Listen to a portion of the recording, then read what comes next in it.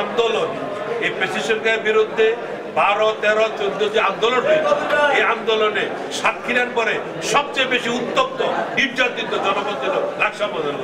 এবং সেটা কেন হয়েছে? একমাত্র ওই পেশি সরকারের এমপি এবং মন্ত্রী দেখার কারণে। আজকে আমরা যদি ওই দিন আমাদের দলকে না হারাতাম, তাহলে এই লাকসাম আন্দোলনের এই জনগণের উপরে এই নির্যাতন আসতো। বিএনপির মধ্যে আপনারা অনেক কিছু দেখছেন, যে অনেক কোথাও ঝাড়ু মিছিল, কোথাও রাস্তা অবরোধ, কোথাও রেলের অবরোধ। এগুলি কেন হচ্ছে? কিছু দলের মধ্যে সামঞ্জস্য ঢুকে গিয়ে জনাব তারেক রহমান চিনি বাংলাদেশে আসবে এবং উনি, আমি জানি 4টা টিম কাজ করতেছে এই মুহূর্তে নির্বাচন কমিশনকে পুনর্মূল্যায়ন করার জন্য, বিবেচনা করার জন্য।